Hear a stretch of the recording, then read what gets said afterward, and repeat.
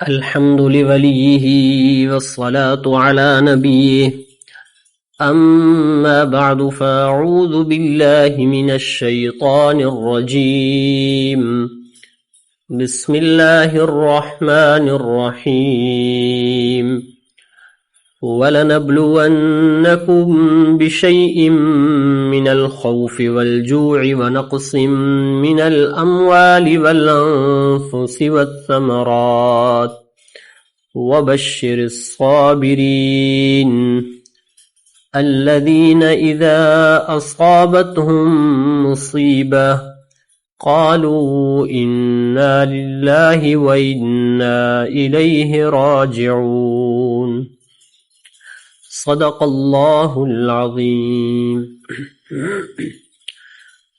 میرے انتہائی واجب الاحترام قابل صد احترام میرے بھائیوں، دوستوں اور بزرگوں، انسان پر دنیا میں بہت سے مصائب، حالات، آزمائشیں اور پریشانیاں آتی ہیں۔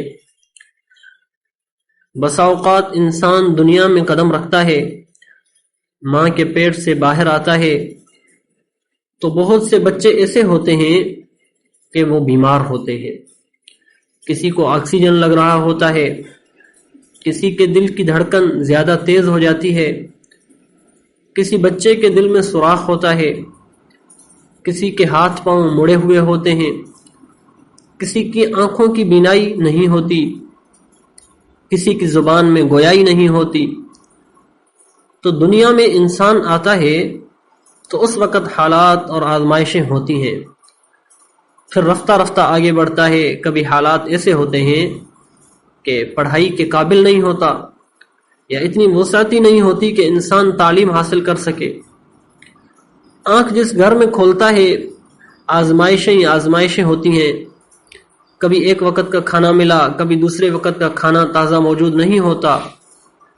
ایک لباس ہے تو کسی شادی کے موقع پر، خوشی کے موقع کے لیے کوئی نیا اور عمدہ لباس جو معاشرے میں لوگ پہنتے نظر آتے ہیں وہ اس کے پاس موجود نہیں ہوتا۔ اب لڑکپن کے زمانے میں قدم رکھتا ہے، اپنے دوستوں کو دیکھتا ہے، ان کا اٹھنا بیٹھنا، رہن سہن۔ بسا اوقات حالات ایسے ہوتے ہیں کہ وہ اس طرح اپنی زندگی نہیں گزار پا رہا ہوتا جس طرح دوسرے لوگ گزارتے ہیں۔ کبھی جوانی میں انسان قدم رکھتا ہے، جہاں چاہتا ہے وہ رشتہ ازدواج میں منسلک ہو، کبھی اس کی چاہت کے مطابق نہیں ہوتا رشتہ، اور وہ رشتہ کہیں اور ہو جاتا ہے۔ کبھی رشتہ ہو بھی جائے تو آپس میں نبھا نہیں ہو پاتا، میاں بیوی کا آپس میں مزاج نہیں ملتا، اور اگر مزاج مل بھی جائے تو کبھی ساس بہو کا مزاج نہیں ملتا، اور اگر وہ بھی مل جائے تو کبھی حالات ایسے بن جاتے ہیں کہ باپ بیٹا شادی کے بعد ان کا مزاج نہیں ملتا، اور اگر یہ بھی ہو جائے تو کبھی والدہ کے دل میں اپنے بیٹے کے شکوک اور شبہات پیدا ہو جاتے ہیں، اور اگر یہ سب کچھ بھی ہو تو کبھی اولاد نہیں ہوتی، اور کبھی اولاد ہو بھی جائے تو بسا اوقات کسی معذوری میں، تکلیف میں مبتلا ہوتی ہے، اور اگر صحت مند بھی ہو تو جو امیدیں رکھی ہوئی ہوتی ہیں وہ پوری نہیں ہوتی۔ کبھی وہ بچہ نافرمان نکل آتا ہے، بد اخلاق نکل آتا ہے، جو تمنائیں رکھی تھیں وہ پوری نہیں ہوتی۔ تو معلوم یہ ہوتا ہے کہ انسان جو زندگی گزار رہا ہے وہ اس کے حساب سے جو کچھ ہے وہ نہیں ہوتا، وہ ہوتا ہے جو اللہ چاہ رہا ہوتا ہے۔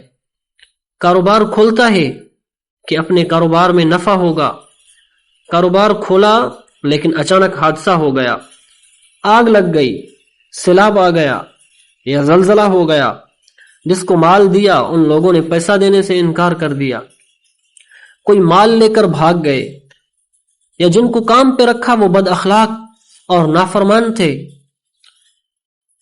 آج دن بدن مزدوروں کو تبدیل کرنا پڑ رہا ہے، جو مقصد تھا وہ حاصل نہیں ہو رہا، کہیں مزدوری کر رہا ہے پریشانی ہے، کبھی مینیجر ناراض، کبھی سیٹھ ناراض، دن بھر کام کاج کے باوجود ان کے طعنے سننے پڑتے ہیں، مختلف جملے وہ لوگ کستے ہیں، یہ برداشت کرتا ہے۔ تو معلوم یہ ہوتا ہے کہ جو انسان چاہتا ہے وہ نہیں ہوتا، کائنات میں وہی ہوتا ہے جو اللہ چاہتا ہے۔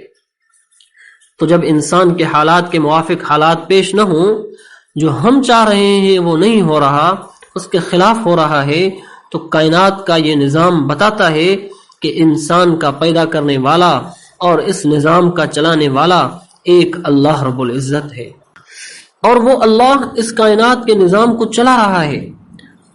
اب وہ مختلف حالات میں انسان کو کیوں رکھتا ہے؟ آزمائشوں میں، تکلیفوں میں، مصائب میں، ان حالات میں انسان کو رکھ کر اللہ رب العزت کا بندے سے مقصد کیا ہوتا ہے؟ اور ان حالات میں بحیثیت مسلمان ہماری کیا ذمہ داری بنتی ہے کہ جب ابتلا ہو، آزمائش ہو، تکالیف ہوں، تو ہمیں کیا کرنا چاہیے؟ شریعت کی کیا تعلیمات ہے؟ تو سب سے پہلی بات یہ ہے کہ جب انسانی زندگی میں ایسے حالات اور آزمائشیں سامنے آئیں تو پہلی چیز تو یہ سمجھ لینا چاہیے کہ حضرت علی رضی اللہ تعالیٰ عنہ فرماتے ہیں عرفت اللہ بفصل العوازم، کہ میں نے اپنے ارادوں کو ٹوٹتا دیکھ کر اپنے رب کو پہچان لیا کہ میں جو چاہتا ہوں وہ نہیں ہوتا، وہ ہوتا ہے جو اللہ چاہتا ہے۔ تو میں سمجھ گیا میرے ارادے ٹوٹ رہے ہیں، میں جو چاہ رہا تھا وہ نہیں ہو رہا، وہ ہو رہا ہے جو اللہ چاہتا ہے۔ معلوم ہوا کائنات کا بنانے والا ایک مدبر موجود ہے اور وہ اپنی تدبیر کے ساتھ نظام کائنات کو چلا رہا ہے۔ ان حالات میں سب سے پہلا کام کیا ہے؟ نمبر ایک، کبھی یہ حالات اور مصائب ہوتے ہیں ابتلا اور آزمائش کے لیے۔ اللہ تعالیٰ اپنے بندوں کو جانچتا ہے، آزماتا ہے۔ ایسا نہیں ہے کہ اللہ ان سے ناراض ہے، کیونکہ اللہ تعالیٰ یہ حالات، آزمائشیں اپنے نیک بندوں پر بھی لاتا ہے۔ حضرات انبیاء علیہ السلام پر بھی آزمائشیں آئیں۔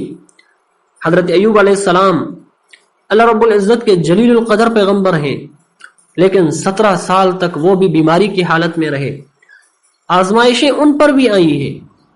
حضرت یونس علیہ السلام اللہ تعالیٰ کے جلیل القدر پیغمبر ہیں، آزمائش ان پر بھی آئی کہ انہوں نے بھی ایک وقت مچھلی کے پیٹ میں گزارا۔ حضرت موسیٰ علیہ السلام پر بھی آزمائش آئی کہ قبطی کو تھپڑ مارا تو وہ قبطی مر گیا ایک تھپڑ سے۔ اب وہاں سے جانا پڑا مدین میں، آپ نے وہاں کافی وقت گزارا، پھر فرعون کو جا کر دعوت دی، حالات آپ کے خلاف بن گئے، تو آزمائشیں ان کی زندگی میں بھی آئیں۔ حضرت ابراہیم علیہ السلام، آزمائشیں ان کی زندگی میں بھی آئیں کہ والد کو دعوت دے رہے ہیں، بجائے یہ کہ وہ ایمان لاتے، والد آگے سے کہتا ہے بیٹا باز آ جاؤ ورنہ میں پتھر مار مار کے تجھے سنسار کر دوں گا۔ اپنی قوم کے لوگ مخالف ہو گئے، وقت کے بادشاہ نے آگ جلا کر حضرت ابراہیم علیہ السلام کو آگ میں ڈالنے کا حکم دے دیا۔ تو آزمائشیں انبیاء علیہ السلام پر بھی آئیں، جناب رسول کریم صلی اللہ علیہ وسلم پر بھی آزمائشیں آئیں۔ 3 سال آپ شعب ابی طالب میں محصور رہے۔ مکی زندگی میں حضرات صحابہ کرام پر بھی بڑے حالات آئے۔ تو اللہ قرآن میں پہلی بات یہ بیان فرما رہا ہے الذی خلق الموت والحیات لیبلوکم ایکم احسن عملا۔ اللہ وہ ہے جس نے زندگی موت کو پیدا کیا، وہ دیکھنا یہ چاہتا ہے کہ تم میں سے بہترین عمل کر کے کون اللہ کی طرف لوٹ کر آتا ہے۔ وہ غالب ہے، جو چاہے حکم دے دے، غفور ہے، جو گناہ کرو وہ بخش دیتا ہے۔ تو یہاں اللہ نے پہلی بات بیان فرمائی کہ اللہ ہم بندوں پر یہ حالت کیوں لاتے ہیں؟ اس لیے کہ وہ اپنے بندوں کو آزماتا ہے کہ میرا سچا بندہ کون ہے، جھوٹا کون ہے، مصیبتوں میں مجھے کون یاد رکھتا ہے اور خوشی میں مجھے کون یاد رکھتا ہے، فقر اور تنگ دستی میں مجھے کون یاد رکھتا ہے، مال اور دولت کی فراوانی میں بھی مجھے کون یاد رکھتا ہے، اولاد دوں وہ مجھے یاد رکھتا ہے کہ نہیں، اور اولاد نہ دوں پھر بھی کون مجھے یاد رکھتا ہے۔ تو یہ پہلا مقصد ہے ابتلا یعنی آزمائش۔ اللہ رب العزت قرآن مجید میں دوسری جگہ فرماتے ہیں وَلَقَدْ فَتَنَّ الَّذِينَ مِن قَبْلِهِمْ فَلَيَعْلَمَنَّ اللَّهُ الَّذِينَ صَدَقُوا وَلَيَعْلَمَنَّ الْكَاذِبِينَ۔ ہم نے تم سے پہلے لوگوں کو بھی آزمایا، ہم تمہیں بھی آزمائیں گے تاکہ پتہ تو چلے سچے لوگ کون ہیں، جھوٹے لوگ کون ہیں۔ معلوم ہوا مصائب کا پہلا مقصد انسان کو آزمانا اور جانچنا ہے کہ کون مشکل حالات میں اللہ کے فیصلوں پہ راضی ہوتا ہے، کہ حالات جیسے بھی آئیں وہ کہتے ہیں میرے رب کا جو فیصلہ ہے میں اس پہ راضی ہوں۔ تو ایسے بہت سے اللہ کے بندے ہیں، اللہ یہ حالات لا کر اپنے بندوں کو اس میں جانچ رہا ہوتا ہے۔ نمبر 2، کبھی انسان کی زندگی میں حالات اور مصائب جو آتے ہیں، اس کا مقصد سب سے اہم چیز جو عرض کر رہا ہوں وہ انسان کے گناہوں کی وجہ سے اس پر آزمائشیں، تکلیفیں، حالات آتے ہیں۔ اب یہ کیسے پتہ چلتا ہے کہ اللہ آزما رہا ہے؟ تو جب اللہ آزماتا ہے بندے کو تو اس کی زبان پہ شکوے نہیں ہوتے، وہ اللہ سے شکایتیں نہیں کرتا، اور جب گناہوں کی وجہ سے بیماریاں، مصیبتیں آتی ہیں تو زبان پہ شکوے، شکایتیں ہوتی ہیں، دن بدن دین سے اور دور ہوتا جاتا ہے، اللہ سے دور ہوتا جاتا ہے، شریعت سے دور ہوتا جاتا ہے۔ تو سمجھنا چاہیے یہ جو اس پر حالات آ رہے ہیں یہ گناہوں کی وجہ سے آ رہے ہیں۔ قرآن کریم نے ہمیں یہ بھی بتایا کہ قرآن کریم کی 2 آیتیں ہیں، پہلی ظہر الفساد فی البر والبحر بما کسبت ایدی الناس، کہ خشکی میں، تری میں جو بھی فساد ہے یہ انسان تیرے گناہوں کی وجہ سے ہے، یہ اس لیے ہے کہ ہم چاہتے ہیں تجھے تیرے گناہوں کا بدلہ دنیا میں چکھا دیں، شاید کہ تو لوٹ کر آ جائے۔ اللہ فرما رہا ہے ہر گناہ کی سزا ہم نہیں دے رہے، ہر گناہ کی سزا دے پھر تو کوئی دھرتی پہ چلتا پھرتا نظر ہی نہ آئے، ہم تجھے بعض گناہوں کی سزا دے رہے ہیں تاکہ تو لوٹ کر آ جائے۔ اس سے معلوم ہوتا ہے مصیبتیں اور تکلیفوں کی ایک وجہ قرآن نے جو بتائی کہ انسان کے وہ گناہ ہیں۔ دوسرے موقع پر اللہ رب العزت نے ارشاد فرمایا ما اصابکم من مصیبت فبما کسبت ایدیکم ویعفو عن کثیر، کہ انسان پر جو مصیبت آتی ہے اس کے گناہوں کی وجہ سے آتی ہے، لیکن اللہ بہت ساری چیزوں کو معاف کر دیتا ہے۔ یعنی ہر گناہ پہ اللہ فرما رہا ہے کہ میں سزا نہیں دیتا، میں بہت ساری چیزوں کو معاف کرتا ہوں، اگر معاف نہ کروں پھر تو دھرتی میں کوئی باقی بھی نہ بچے۔ تو اس دوسری آیت سے بھی یہ پتا چلا کہ انسان پر جو حالات آتے ہیں وہ گناہوں کی وجہ سے آتے ہیں۔ تو میں نے عرض کیا کہ انسان پر حالات آنے کا پہلا سبب ابتلاء اور آزمائش، اور دوسرا سبب انسان پر جو حالات آتے ہیں سب سے بڑا سبب وہ اس کے گناہ ہوتے ہیں۔ اب جب انسان پر حالات آئیں، اس موقع پر شریعت کی تعلیمات کیا ہے؟ شریعت کی تعلیمات رجوع الی اللہ کی ہے کہ انسان ادھر ادھر نہ دیکھے، اپنے آپ کو دیکھے اور سوچے کہ مجھ سے کوئی گناہ ہوا ہوگا تب میرے اوپر کوئی تکلیف، کوئی بیماری، کوئی مصیبت، کوئی حادثہ ایسا پیش آ گیا ہے کہ میں دین سے اور دور ہوتا چلا جا رہا ہوں، پریشانیوں میں بڑھ رہا ہوں، بے چینی کی فضا بڑھ رہی ہے، تو کہیں مجھ سے کوئی گناہ تو نہیں ہوا۔ دیکھیں، ایک اللہ سبب بیان کرتا ہے، ایک مخلوق بیان کرتی ہے۔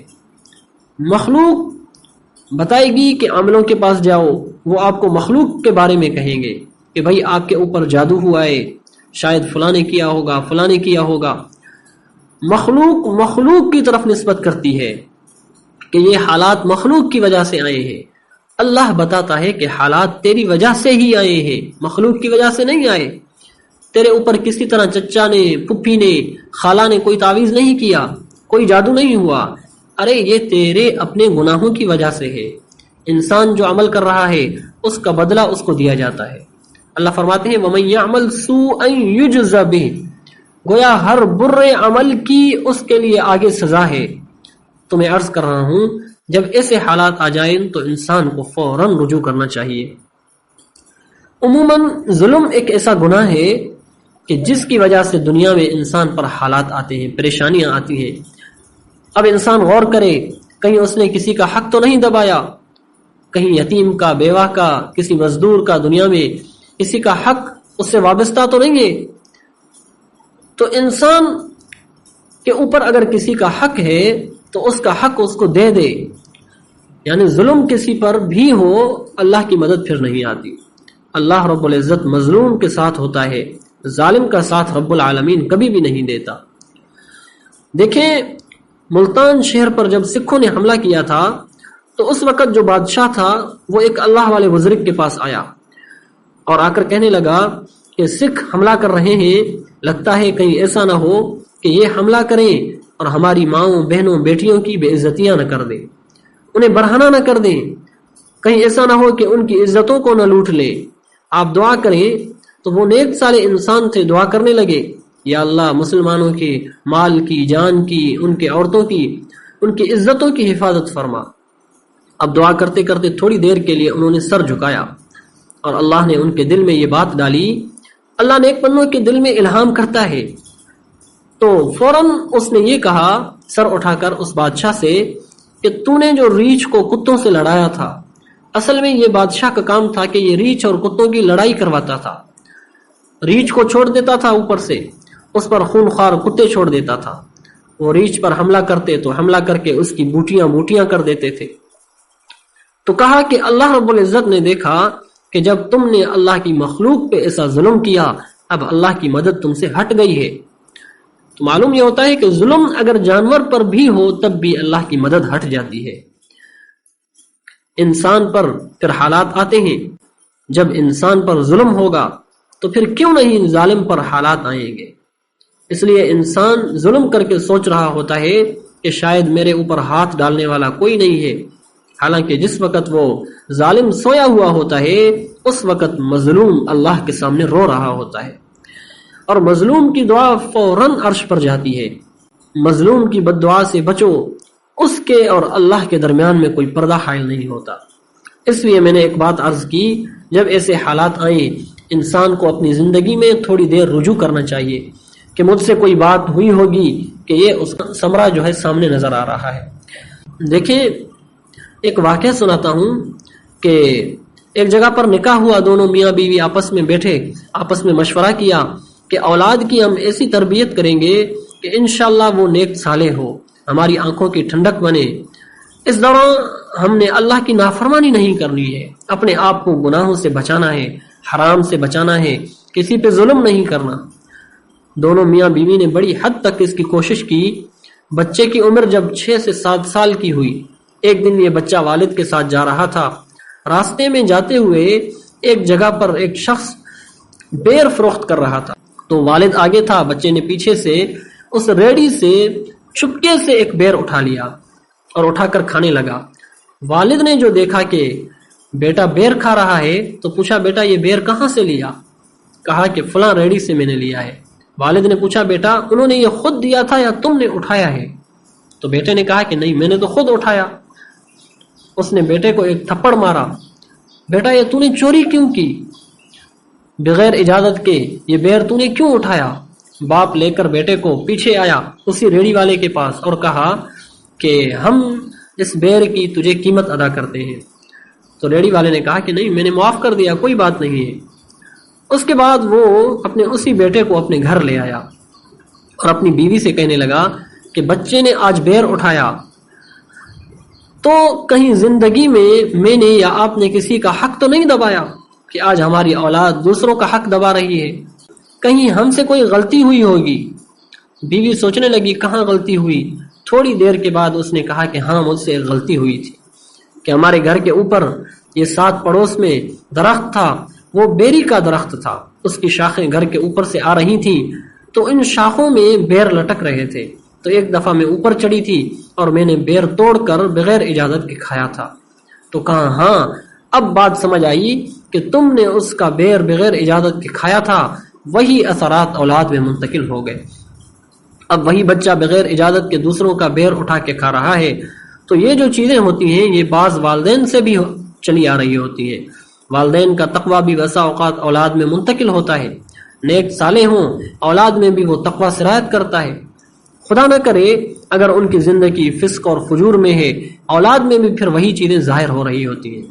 اس لیے اگر ہم چاہیں نا کہ اولاد نیک بنے تو پہلے خود نیک بنو. خود نیک بنیں گے تو اولاد نیک بنے گی. ہم بیٹے سے کہتے ہیں بیٹا نماز پڑھو، بیٹا دیکھتا ہے کہ باپ جمعے کے علاوہ مسجد میں نظر ہی نہیں آتا. ہم بیٹے سے کہتے ہیں بیٹا قرآن پڑھو، اور بیٹا دیکھ رہا ہے کہ باپ جب تک آنکھ نہیں لگتی ہاتھ میں موبائل ہی موبائل ہے، اور جب آنکھ کھلتی ہے تو سب سے پہلے ہاتھ میں موبائل ہے. ہم بیٹے سے کہتے ہیں بیٹا حرام نہ کھاؤ، بیٹا دیکھ رہا ہے کہ باپ کی زندگی رشوت میں، سود میں، حرام میں، کرپشن میں. بیٹے سے کہتے ہیں بیٹا نشہ نہ کرو، اور بیٹا دیکھ رہا ہے کہ باپ کی جیب میں سگریٹ کی ڈبی رکھی ہوئی ہے، ایک سگریٹ ختم ہوتا ہے دوسرا لگ جاتا ہے. اس کی اپنی زندگی میں نشہ ہے تو وہ بیٹے کو پھر کیسے منع کر سکتا ہے؟ اور کیا بیٹا ان تمام چیزوں کو دیکھنے کے بعد وہ رکے گا؟ تو میں نے ایک بات یہ عرض کی کہ جب زندگی میں حالات آئیں، دوسری وجہ انسان کے گناہ ہوتے ہیں، اس کی وجہ سے یہ حالات آتے ہیں، مصائب آتے ہیں، ایسے وقت میں انسان کو فوراً رجوع کرنا چاہیے۔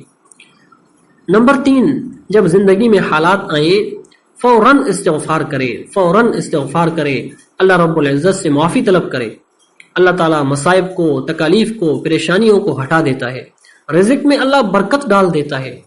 اللہ کے عذاب کو روکنے والی چیز استغفار ہے۔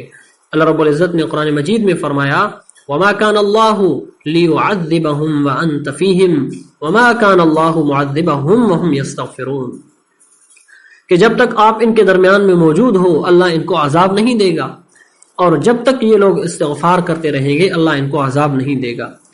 اللہ تعالیٰ نے اپنے عذاب کو روکنے کی 2 وجہیں بیان فرمائی۔ آپ علیہ الصلوۃ والسلام سے فرمایا کہ اے میرے پیارے حبیب، جب تک آپ ان کے درمیان میں ہو میں آپ کی وجہ سے ان پر عذاب نہیں لاؤں گا، آپ کا مقام مرتبہ ہمارے ہاں بہت بلند ہے۔ نمبر 2، جب تک یہ استغفار کرتے رہیں گے تو ان پر عذاب نہیں لاؤں گا۔ تو دیکھیں مشرکین مکہ اگرچہ مشرک تھے، وہ بھی طواف کرتے تھے، اللہ کو مانتے تھے، اللہ کے نام پہ نظر و نیاز بھی کرتے تھے، لیکن کیا بات تھی؟ ان میں توحید نہیں تھی کہ اللہ کو ایک نہیں مانتے تھے۔ اللہ کو مانتے تو تھے لیکن ایک نہیں مانتے تھے۔ جب بھی ان سے پوچھو آسمان زمین کو کس نے پیدا کیا، وہ فوراً کہتے اللہ نے پیدا کیا، لیکن اللہ کے ساتھ غیر اللہ کو بھی شریک کرتے تھے، بتوں کو بھی ساتھ معبود بناتے تھے، موحد نہیں تھے، اللہ کو رب مانتے تھے لیکن ایک نہیں مانتے تھے۔ اختلاف ایک ہونے میں تھا، اس لیے وہ بھی استغفار کر رہے ہوتے تھے، گناہوں پہ معافی مانگ رہے ہوتے تھے۔ اللہ نے ان کے بھی استغفار کی رعایت رکھی، اس لیے مفسرین کرام نے لکھا کہ ان پر اجتماعی عذاب نہیں آیا استغفار کی وجہ سے۔ اس لیے جب بھی حالات آئیں فوراً زندگی میں استغفار ہو جائے۔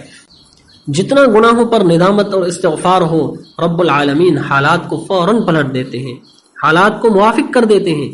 حدیث میں آتا ہے رسول اللہ صلی اللہ علیہ وسلم نے فرمایا جو استغفار کرے گا ہم ہر پریشانی تکلیف سے اس کو نکال دیں گے، ہر غم سے، ہر مصائب اور حالات سے ہم اس کو نکال دیں گے، وہاں سے رزق دیں گے جہاں اس کا وہم اور گمان بھی نہیں ہوگا۔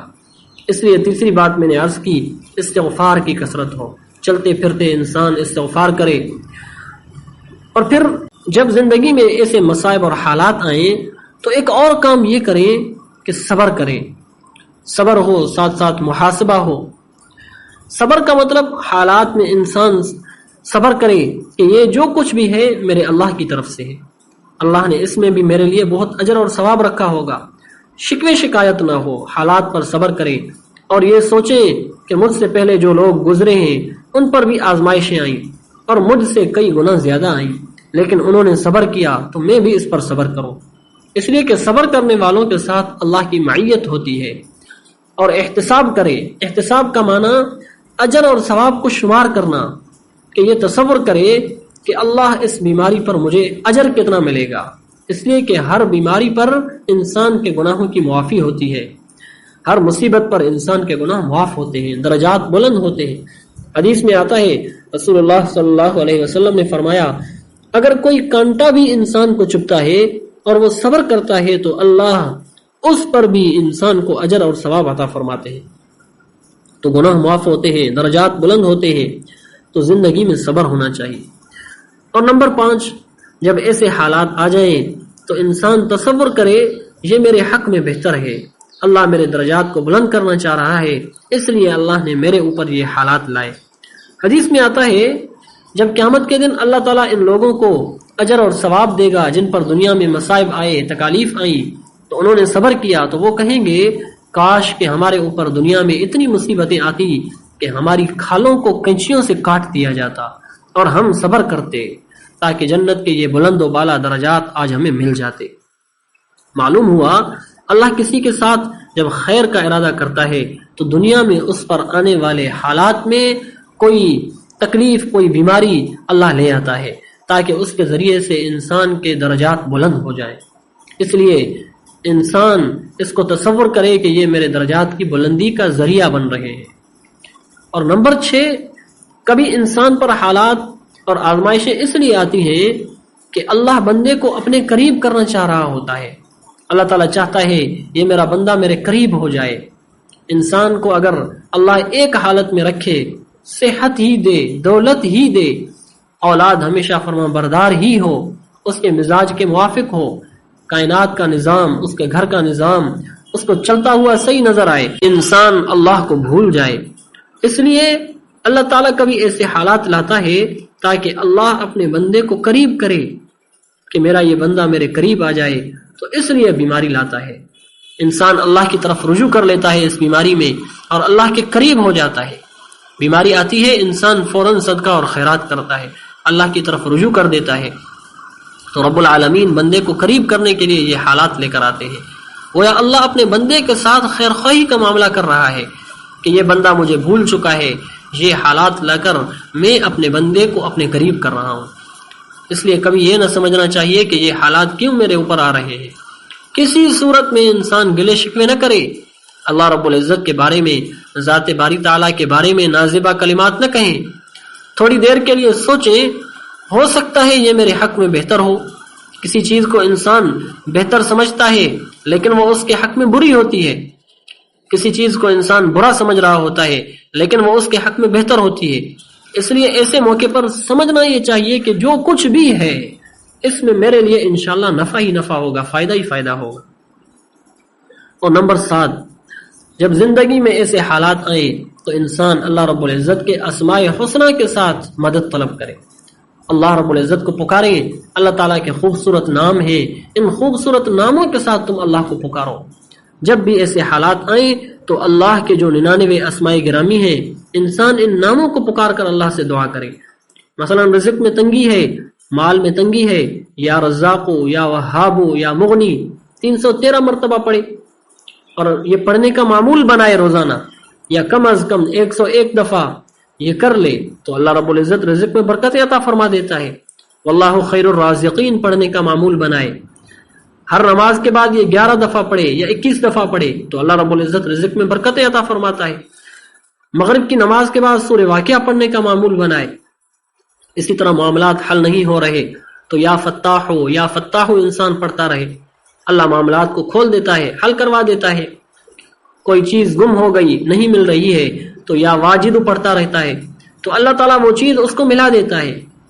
کہیں دشمن کا ڈر ہوتا ہے کہ وہ مجھے نقصان دے گا، کوئی درندہ نقصان پہنچائے گا تو یا حفیظو یا حافظ پڑھ لیتا ہے. اللہ رب العزت دشمنوں سے، درندوں سے اس کی حفاظت فرماتا ہے. یا کبھی انسان چاہتا ہے اللہ رب العزت کی خصوصی رحمت اس پر ہو تو یا رحمانو، یا رحیمو، یا ارحم الراحمین پڑھتا ہے. اللہ کی رحمتیں اس پر متوجہ ہو جاتی ہیں. تو جب بھی ایسے حالات آئیں اسماء حسنہ کے ساتھ اللہ سے دعا کی جائے. رب العالمین ان دعاؤں کو قبول فرماتا ہے. علامہ ابن جوزی رحمہ اللہ نے صفت الصفوہ میں ایک واقعہ لکھا کہ حضرت لیث بن سعد رحمہ اللہ فرماتے ہیں کہ میں ایک مرتبہ جبل ابی قبیس، یہ مکے میں پہاڑی ہے، بیت اللہ کے بالکل سامنے تھی، تو اس پہاڑی پر میں بیٹھا ہوا تھا. میں نے ایک شخص کو دیکھا جو میری دائیں طرف بیٹھا ہوا تھا. وہ اللہ سے دعا کر رہا تھا. یہ ان کو پہچانتے نہیں تھے کہ یہ کون ہے. کہا جب وہ دعا کر رہا تھا تو وہ پہلے دعا میں کہتا یا اللہ یا اللہ یا اللہ 7 دفعہ اس نے یہ کہا. پھر یا رحمان یا رحمان یا رحمان، پھر یا رحیم یا رحیم یا رحیم 7 دفعہ کہا. پھر یا ارحم الراحمین یا ارحم الراحمین 7 دفعہ کہا. پھر یا حی یا قیوم 7 دفعہ کہا. پھر اس نے اللہ سے دعا کی، اللہ کے اسماء حسنہ پڑھتا رہا. پھر اللہ سے دعا کی یا اللہ میرا ارادہ ہے کہ میں اب نیچے جاؤں اور طواف کروں اور عمرہ کروں، لیکن میرے پاس احرام کی نئی چادریں نہیں ہیں. یا اللہ تو میرے لیے نئی چادروں کا انتظام فرما دے. نمبر 2، یا اللہ میرا دل چاہ رہا ہے کہ میں انگور کھاؤں، لیکن اس وقت مکے میں کہیں انگور دستیاب نہیں ہے. مولا کریم تو قادر ہے، تو میرے لیے انگوروں کا انتظام فرما دے. اب یہ دعا کر رہے تھے، میں حیرت میں تھا. میں نے دیکھا تھوڑی دیر کے بعد اس کی دائیں طرف احرام کی چادریں بھی رکھی ہوئی ہیں اور نہایت خوبصورت انگوروں کے خوشے بھی پڑے ہوئے ہیں. اس طرح کے خوبصورت خوشے میں نے زندگی میں نہیں دیکھے. تو اس شخص نے مجھے دیکھا، مجھے بلایا، میں ان کے قریب آ گیا. قریب آیا تو اس نے کہا کہ بھائی میں بھی کھا رہا ہوں، تم بھی اس میں سے کھا لو. تو مجھے انگور ملے، میں نے کھائے. انگوروں کے اندر جو عموماً گٹھلی ہوتی ہے چھوٹی سی، ان انگوروں میں وہ گٹھلی بھی نہیں تھی، اور ایسا ذائقہ تھا کہ میں نے کبھی اس طرح کے ذائقے والے انگور، لذیذ انگور کبھی بھی نہیں کھائے تھے۔ پھر وہ احرام کی چادریں پہننے لگے۔ احرام کی چادریں پہننے کے بعد وہ طواف کرنے کے لیے گئے۔ تو میں نے لوگوں سے پوچھا کہ بھئی یہ کون ہے؟ جب بھی وہ راستے میں گزرتا تھا لوگ اس کو سلام کرتے تھے، اس کے ہاتھ کا بوسہ دیتے تھے۔ تو میں نے پوچھا یہ کون ہے؟ انہوں نے کہا یہ آل رسول میں سے امام جعفر صادق رحمہ اللہ ہے۔ اس نے کہا تم نے ان کو پہچانا نہیں؟ لوگوں نے کہا تم نے اس کو پہچانا نہیں؟ میں نے کہا نہیں پہچانا، اب پہچانا ہے۔